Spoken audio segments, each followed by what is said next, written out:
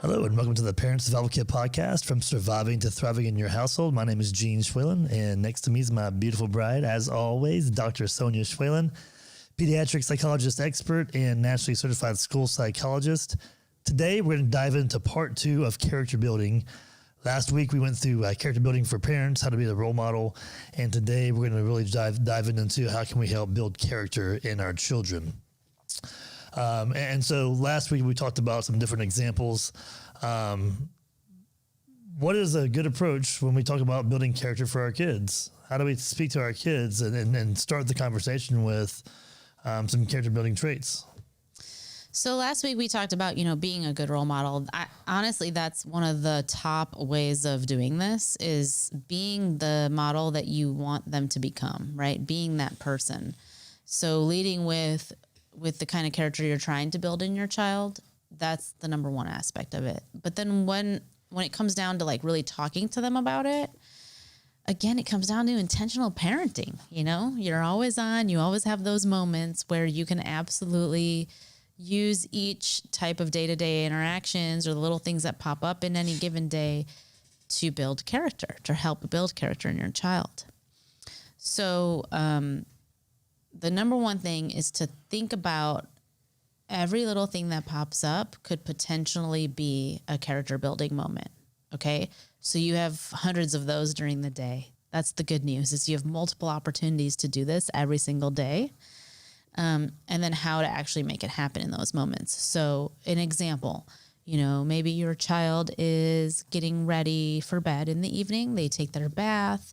They might throw some clothes on the floor. They've undressed, they've put the clothes on the floor, and maybe they left the toothpaste out and they didn't really take care, right? And now they're just crawling into bed and it's time to say goodnight.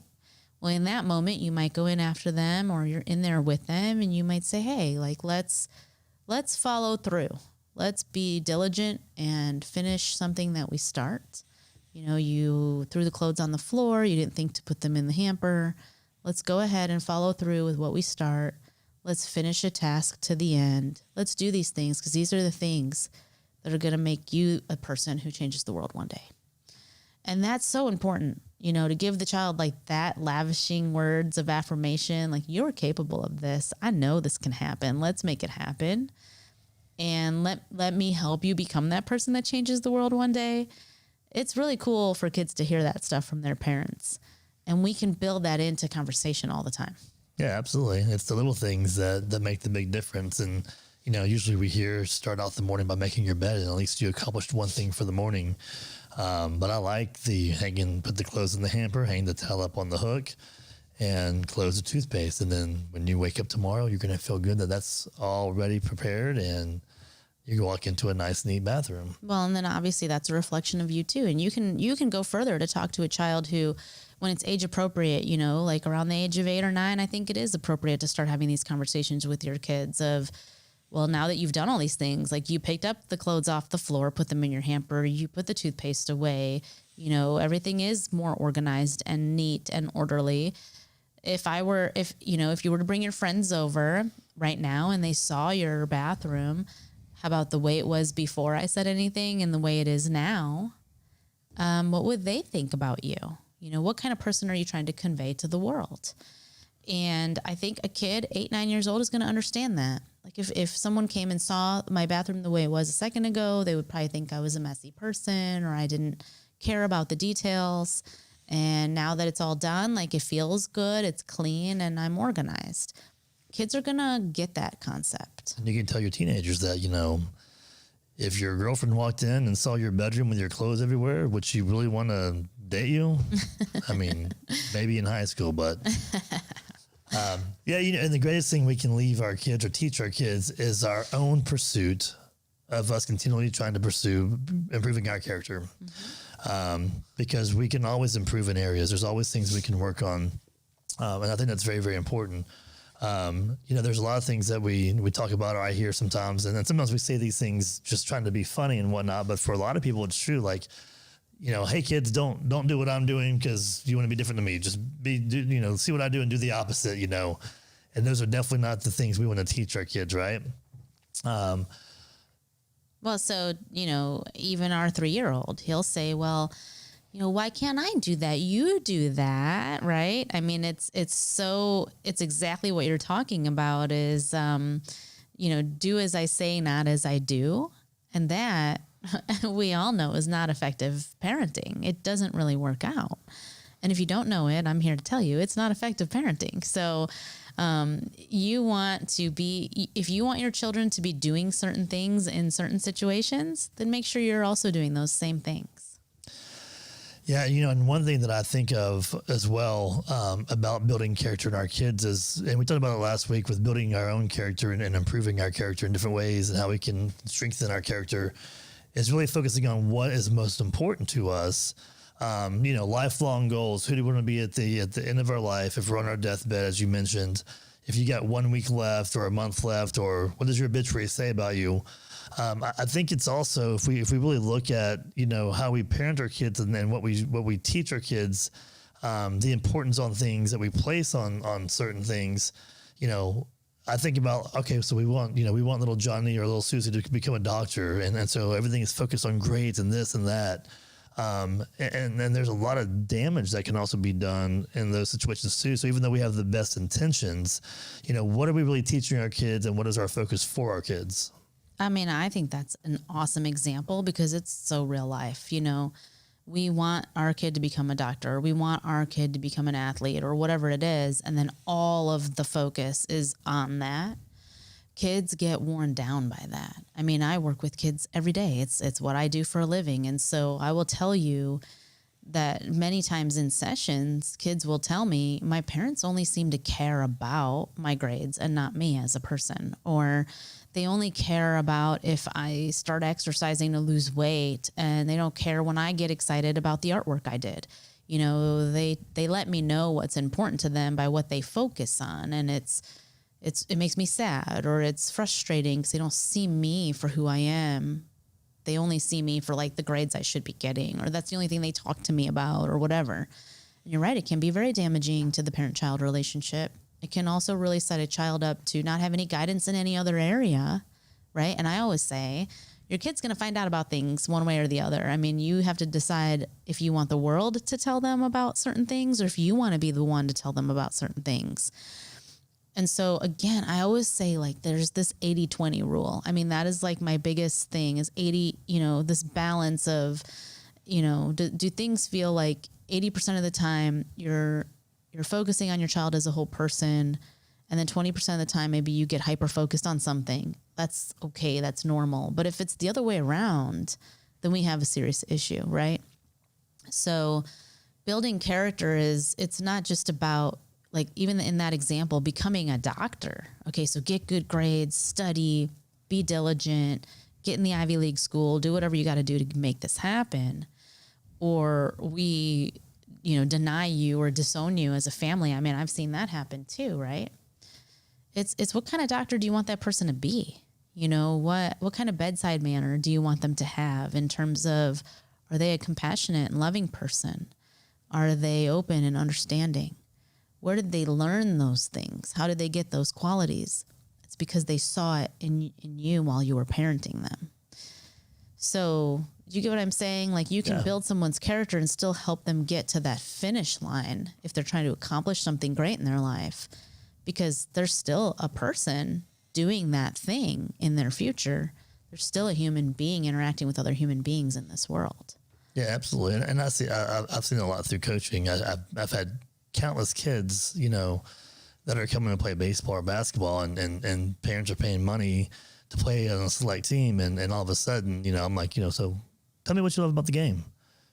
Well, my dad really wants me to play, so I'm here. It's like, that's really, really sad, and so I'll flip it and make it possible. We're going to have lots of fun and we're going to do this and do that. And so they end up doing it, but you can just tell their heart's not in it, And you talk about the 80-20 rule, the Pareto principle. We really need to focus on really who is our kid and what makes them great. God has put certain things in us before we were even born, that, the plans that he has for us. Great book, by the way. But, who are our kids and what makes them great? Because if they don't really have the desire to be a doctor, they're not going to be a very good one. And it's not going to last very long, right? Yeah. So that's right. And then they'll get to the point where they don't even feel like they can talk to you about that. You know, I've met kids who change their major and their parents don't even know it, or who drop out of school and parents have no clue. They think their kid is off at college getting a degree when they're really, you know, supporting themselves with some job and living a completely different life, because the environment at home made it such that the kid didn't even think they could go talk to their parents about this. Yeah, it reminds me of The Boiler Room, the movie, and the kid's in college, but he's not actually going to school anymore. He dropped out, but he's got a casino out of his apartment. That's right. And whatnot. Yeah, that's exactly like his dad's that. a judge and didn't know, and you know, it's so that's a great movie to watch. At least part of it, you can see a lot of parenting dynamics there and things we can all learn from. So when we speak about building character in our kids, what are some characteristics that, you know, kids that I guess kids are really like yearning for? I know there's like, you know, kids love structure. They thrive when there's structure. What are some things we can really help our kids build on that they would actually that they actually want? So kids also, apart from just structure, knowing what to expect and consistent parenting responses to the same situation, because those situations occur over and over again, they also want feedback. They want to know what it is that they do that you approve of. And so giving the play-by-play on what you see in your child will help them understand who they are and what their character is. It's so easy for us, because we are visual and we process information visually very quickly, to say to our child, you know, you're so cute, or you look so pretty today, or whatever it may be. It's harder for us to say, I knew you could do that because you're someone who perseveres. I had no doubt that you would complete that, you know, wholeheartedly, because you're also someone who pays attention to detail, or you get things done. There's not a lot of parents that are talking to their kids like that. Yeah. Right? It's very intentional to do things like that. Or I like it when you sit down and focus, because it's that focus and concentration that's going to allow you to become the doctor that you want to be in your future.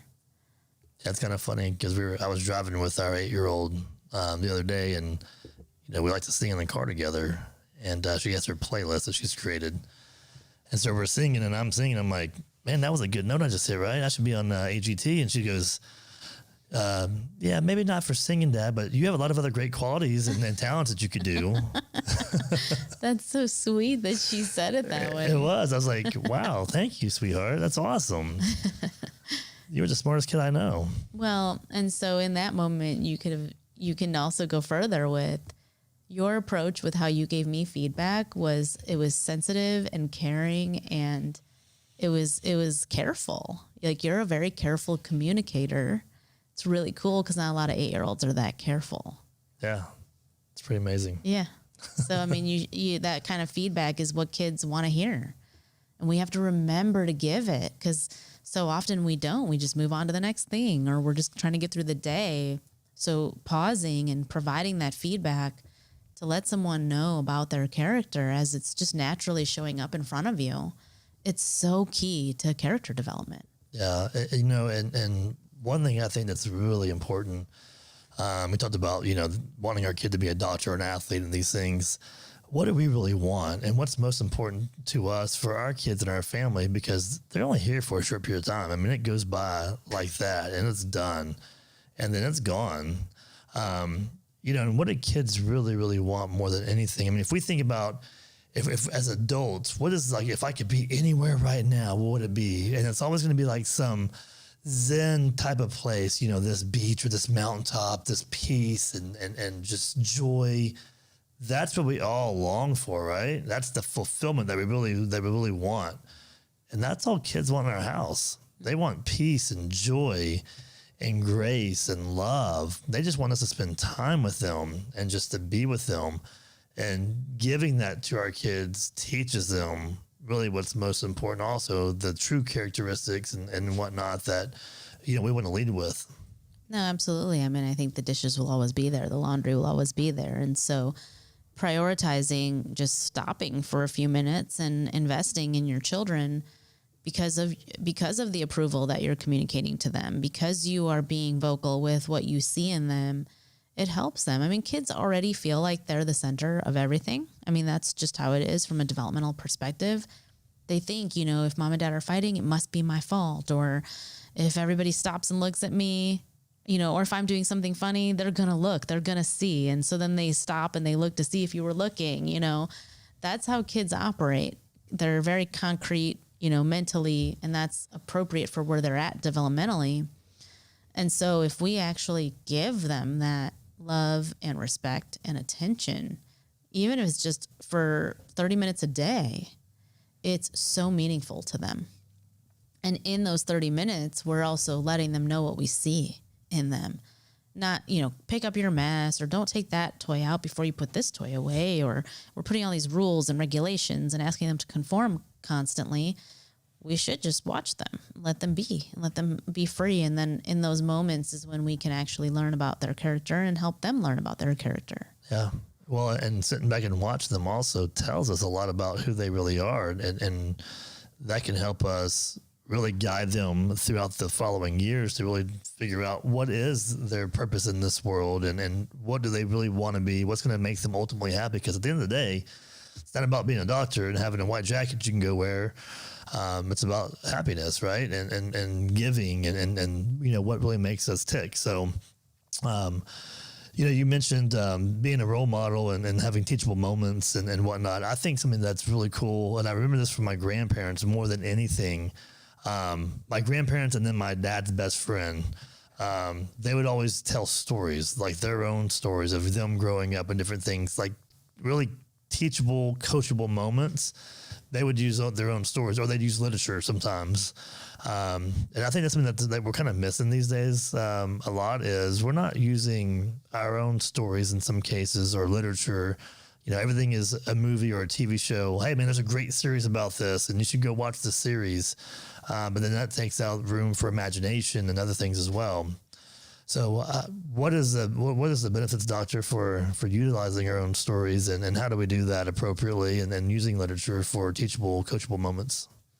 I'm glad you said that, because it reminded me of something else I wanted to say before, is talking in a relatable manner is so important. So telling stories allows kids to understand that you also used to be a kid. You've been there, done that, and you have interesting things to talk about and share. So it helps them know that you're a real person, because that's really hard for kids to understand. Kids think you're there just for them, right? And as a parent, you kind of are just for them. But they don't understand that you had a life before them. And so it's cool to, really bring them in on that with stories that are age appropriate and even parent-child boundaries appropriate, right? Kids don't have to know everything about you. But it also avoids going into lecture mode. And that's really important, because as soon as kids perceive that you're lecturing them, there's no communication happening anymore. If they feel like, you're just talking because you like to talk and this is what you do, and you don't really care what I have to say or what I'm really thinking, or you might ask me what I'm thinking, but then you don't really listen for the answer. You just keep talking. There's no communication happening. It's just completely shutting down, and then you're in lecture mode. So, sharing a little bit about you is important, but really, because like I said, kids really believe you're there for them, right? And it's all about them. Really giving them the space to just do them. So if they have a lot to say about a topic, you won't know until you're quiet to let them start speaking, right? So it's like a balance. Yeah. You absolutely want to share stories and let them know you're a real human being and you're relatable, but then you also want to be quiet long enough so that they can say what they need to say. Yeah, and you have to really practice that quite a bit. I mean, entering into their world, one thing that I've really worked on, and I still have a long way to go in improving in these areas, but just entering their world and finding out about their day and really what's going on, because you're going to find out so much about your kids if you really spend this time with them on a regular basis, not just once every 2 or 3 weeks or 2 or 3 months or 2 or 3 years, but on a day-to-day basis, finding out, tell me about your day and what was good about it. Because they're always going to say, well, my day was good. what was good about It it. was fine, right? Yeah, right. So, because even with our 8-year-old, we've learned so much about what she struggles with at school with other kids and whatnot, and how she feels like she gets bullied sometimes. And you can really use those as coachable, teachable moments too, and help build their character and whatnot. And it also teaches them discernment, really deciding what is right and what's wrong. I mean, if your kid makes a mistake, we've done it with all of our kids, but with our 17-year-old, tell me what you think about what happened. And because at the end of the day, if you give kids the space, they know all the answers. And if you really make them think about it, they're going to think twice about it next time. And that's where character really gets built. That's right. It's when they're faced with the exact same situation again and how they decide to respond to it differently, then we're starting to form more character. And that also goes to parents not going out there and trying to fix everything for your kid as well. Kid comes home, teachers, got onto him, we want to go talk to the teacher and find out what happened. And sometimes it's better to say, you need to go in and you need to do this, or you can go in and you can do this, try this next time instead of trying to fix everything too. Because our kids need to have those experiences and learn how to overcome them themselves in a lot of ways. Yeah. And I mean, if you take the perspective of developmentally appropriate, right? So it's always this developmental approach to how you parent. When the kids are younger, they do need you to pick them up, right? When kids get older, they just kind of need you to stand by them while they do it for themselves, but you're coaching them, you're guiding them and all of that. And so that's always a fine line, and parents I work with struggle with it all the time, like knowing when to do more and when to back off. And it's always this little dance that you have to figure out. And sometimes you're not going to choose the right one, and that's okay, right? I mean, we make mistakes too, but we learn and then we become better for it. And our character as parents build because of what we're going through in this stage of parenting. Yeah, absolutely. Our household is the biggest training place, for our kids. And if you think about it, it's, when we have those serious talks with kids, you can't play with knives because why? And when you have a real heart-to-heart, face-to-face, you can't play with knives. Johnny got the knife out of the cabinet. Now he's trying to throw him up like a teenage ninja mutant ninja turtle, whatever it is. These things son, you can't do that. You can't do that. Let me tell you why. And you do this because you love them, right? But kids understand that. So when kids know how much you really love them and you give and you pour into them, that's where the difference is made, and that's why the home is it's got to be the biggest training place there is. It is. I mean, I think if parents left with one thing today and they just remembered that your home is the biggest training site for functioning in the real world, I think it's just gonna freak everybody out. Great, right? Everything I do or say is training my child for how they're going to function in the world. And the answer is yes, that's what it is. And so be intentional, be thoughtful, be careful.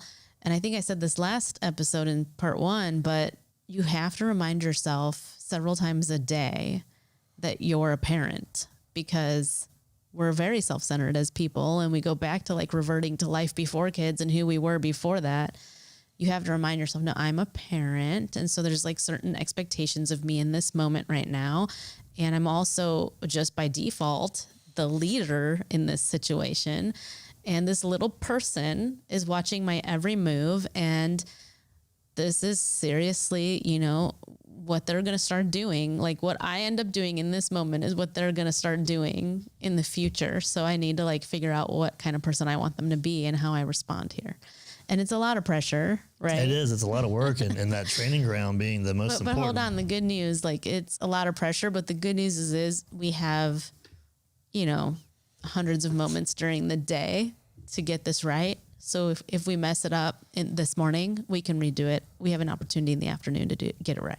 Yeah, absolutely. And as you always say, kids are very resilient and then they bounce back and whatnot, but, going back to that pressure and the training ground and, it makes me think of the military boot camp and whatnot,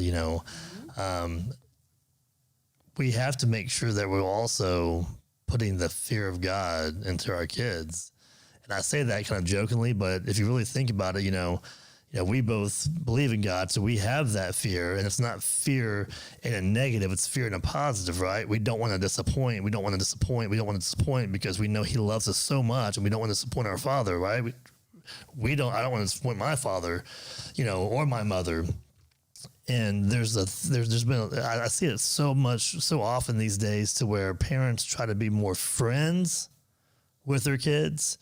And so they don't have, they don't take the higher ground sometimes and with discipline and whatnot. You've got to put fear in your kids. And again, this is a positive thing, because then when they are on their own and they stray away from home, they're going to think, well, should I do this or should I not do this? This will actually really hurt my mom and dad who love me so much. I don't want to hurt them. So that's also where we can build character also in our discipline and how we discipline our kids. Yeah. And I think we have to really be careful with using that word fear. I get what you're saying, but I want to clarify it for the audience, because we're not trying to use scare tactics, right, to control our children. That's not what we're saying. Don't do what I do. We're saying, act in a manner in which you ultimately are commanding your child's respect, because there's no other way to respond to the love and the approach that you're taking. And so they respect you. They start to really admire you and look up to you because of how you lead. And they want your approval. And they want that approval. It means a lot to them. And that's what you mean by, right. That fear piece. I care so much about what my parents think about me, because I know that they are authentic, strong leaders, and they've always had my best interest at heart. And so I'm going to make sure that the way I present myself in the world and the choices I make are aligned with what they instilled in me. So, when your children start to make that personal to them, that's like what you're talking about. Yeah, absolutely. Absolutely. Everything is caught and not taught, as we know, and we talked about last episode. And we need to also understand that it's going to be important for our kids to have these trials. Even for us as parents, we're going to have these trials, and we're going to have these downfalls and these pits and these valleys that we go through. And that's really where our character is built even more, when we can persevere through those times and make it through and work to make ourselves better. And again, as we have the relentless pursuit to be better ourselves, and our kids see that pursuit, that's going to make a difference in them as well. So there's any other tips you want to leave us with today? No, just take care of yourselves while you're being the best parents ever. No scare tactics, but definitely fear is a positive thing. Thank you for joining the Parent Survival Kit podcast for surviving to thriving in your household. And we look forward to seeing you again next week.